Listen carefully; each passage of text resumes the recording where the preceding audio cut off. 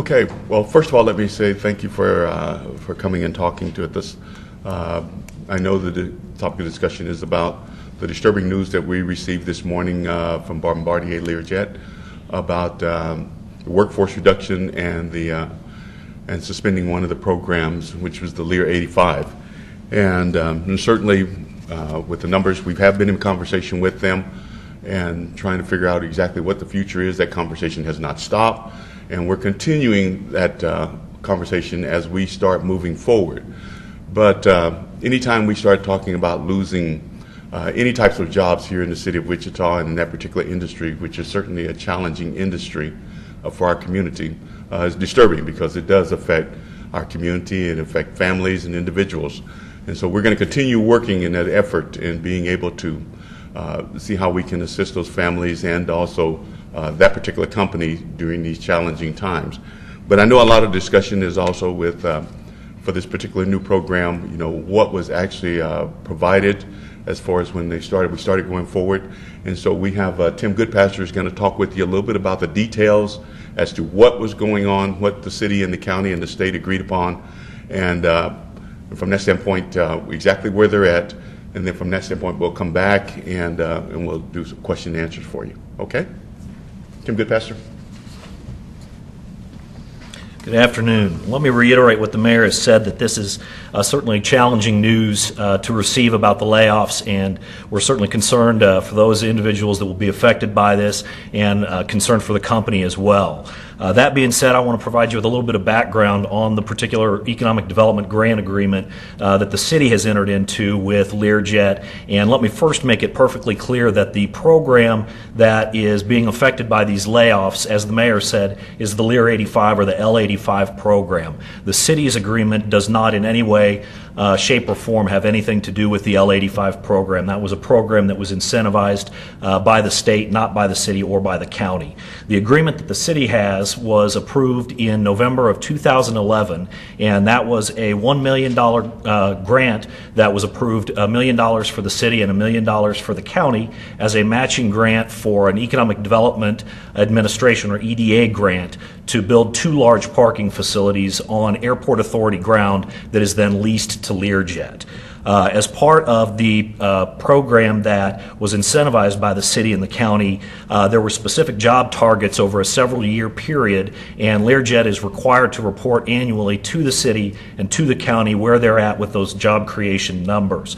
I'm pleased to say that for the first 3 years of the program, the company has actually exceeded its job creation marks, and in terms of its capital investment, is well on its way past the halfway mark of the capital investment that they're supposed to make, which is almost $53 million. So we continue to monitor annually. Our next compliance will be in February of this year. I fully expect that when we receive our February compliance report that they will once again exceed their employment numbers for the programs that we have incentivized, and we expect their capital investment to be well past, well, they're already past the halfway mark. They may even be close to that full amount by the time we get that compliance review in February. So we're very pleased to say that they have been very successful with the programs that we have been involved in incentivizing, and they have been a very good partner in terms of keeping us in the loop of what is going on related to these programs. I'll turn it now back to the mayor. Thank you, Jim. So again, as we said, this is certainly disturbing news for the city of Wichita and our community, but certainly it is not the first time that in our aviation history that we have had this type of news where maybe a product line wasn't selling like the companies actually thought it was going to, and so they had to suspend it for a period of time. And so from that standpoint, we're continuing to, we believe in Bombardier Layoff, and they've been here a long time. They've been wonderful partners for our community, for our state, and we'll continue working with them as we overcome these challenges as far as workforce reduction and also with their lines. So at this time, we're open to any questions that you may have. I make you aware too that Councilmember Pete Meitzner is here. He can participate. He's going to participate in the Q&A too. Yeah. Thank you, Pete. Are you encouraged by the fact that this is a pause in production and not a total getting rid of the program? Does that give you some hope for the future when it comes to the 85? That's always hope when someone says pause rather than to say, okay, we're just completely canceling this program. And for a lot of different reasons, we've seen that actually happen on previous companies and things of that nature, because whether it's sales or whether it's production, things, they have to slow it down, they have to stop and regroup and come back again. So we don't know whether that time frame is going to be for 90 days or whether it's going to be 6 months or a year. We don't know what that is, but we're continuing to work with them and talk with them as they move forward. Mayor, you talk a lot about helping the community, helping those who are losing their jobs. Is there anything new that you're going to be doing, or is it the same through the workforce group that's helping, that sort of thing? Well, we received this information late last night, and certainly our partners, community partners, we haven't had a chance to get together because we received it late last night, and this morning we found out the details approximately 7:30 this morning after that information had been released. So we'll be going back the exact same way when some of our other companies have had challenges, and going back and reactivating those particular things and talking to United Way and workforce development and all of our key partners and figuring out, okay, what are the needs, who's out there needing employment. We do know that there are some particular companies in this industry that are ramping up. And so we'll meet with those companies and we'll say, how many employees can you take? And we'll try to intervene and try to negotiate those and get those individuals to work as quickly as possible. Yes, ma'am. Despite the fact that this has to do with Lear 85 particularly, it's no secret that the Wichita City Council has given Bombardier a number of IRBs, the most recent being in December. And here we are, and not even midway through January, and this has already come up. What does that say about maybe your future involvement with the company overall? Well, our future involvement as far as the company itself is always going to be there as part of a partnership. And when we talk about the IRBs, most of those are investments that the company is making themselves. It's not as if, okay, the city of Wichita is giving these hundreds of millions of dollars. These are industrial revenue bonds that those companies purchase themselves, and they're not asking the city to buy them. They're not asking any government agency to buy them. They purchase them themselves, and they're continuing to move forward. The investment we have actually made, we've identified that what that was, and certainly it's property that we've actually invested in for the future of our community, for the future of the city of Wichita and the state of Kansas, and it certainly allows us an opportunity to grow in that particular area. So it's not a lost investment. I suppose the argument is simply that obviously these are incentives that we have, and instead of giving it to a possibly more successful company, that's where the line comes in. Are we really weighing out giving it to Bombardier? I can actually answer that question, might be better. The IRBs for Learjet that you've seen since this agreement was approved were actually contemplated as part of this project.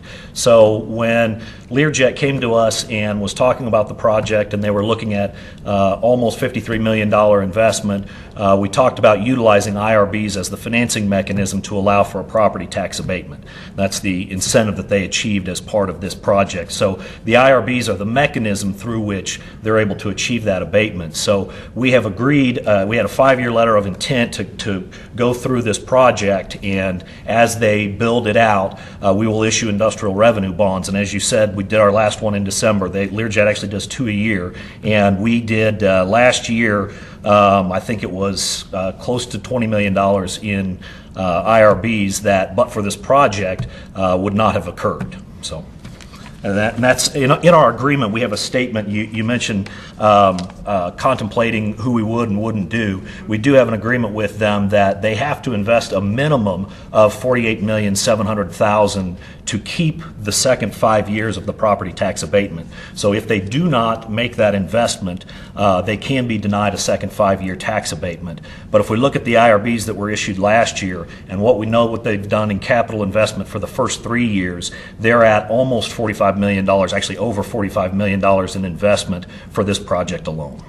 Mayor, you talked about it a little bit. I mean, I've been here personally a long time. We've seen a roller coaster ride when it comes to aviation, but other areas are looking healthy. Can you talk about that perspective of it? I know commercial's seeing some growth, some other areas, so it's not across the board like we've seen in maybe some years past. Well, aviation certainly is a challenging area, and it's been that way for quite some time.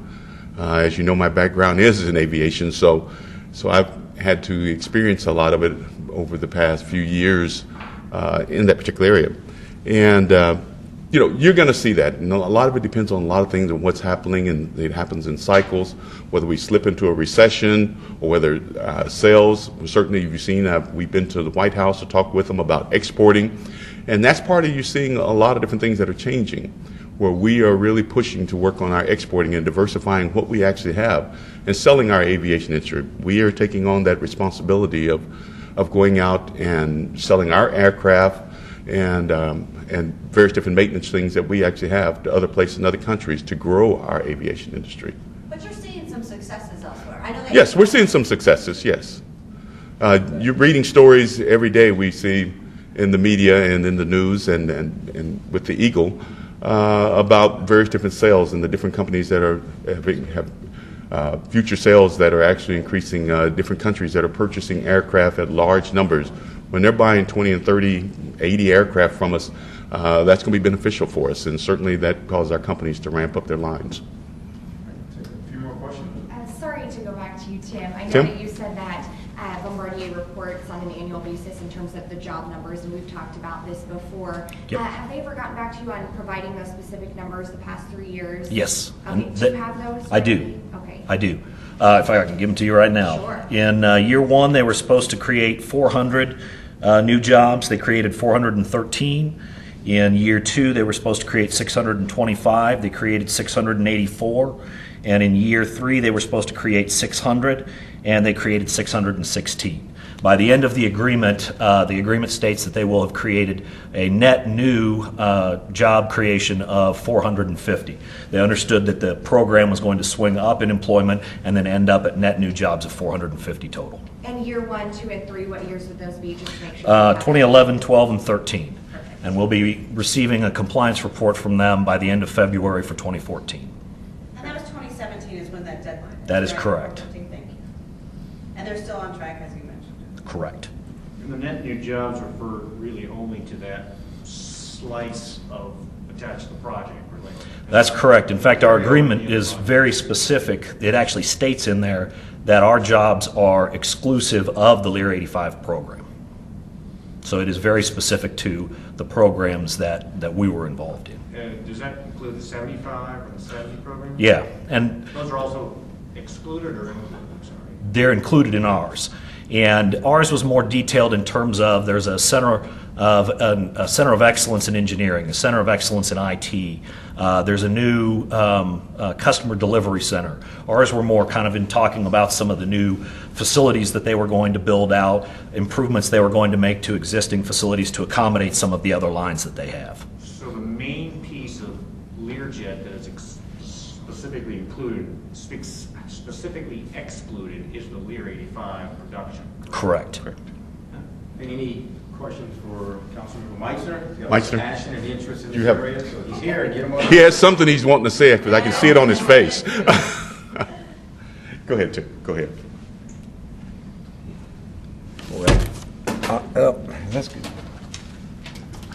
Obviously, we have tremendous appreciation and value with, they're a great corporate citizen for our city, and the 2,000 plus citizens that work there are outstanding citizens in our community. So we're going to get through this. As far as I'm pleased that, I mean, we, as you know, we've a lot of our help was to help build infrastructure, and that's what we did. We helped support them to get the infrastructure built so they can continue to grow their footprint or adapt to what the footprint of the future would be for their organization. So we're supportive and hopeful, and sad for those that may be falling into this. I've just heard, I walked in late, I heard it was somewhat temporary, or at least told that at this point. So that's where we're at. Okay. He has a question. Tim? Yeah. I'm sorry. Tim? Yeah. Tim. Do you know what the state incentives for the 85 include? I do not. I mean, I kind of have a vague idea, but I wouldn't want to misrepresent it by making any statement.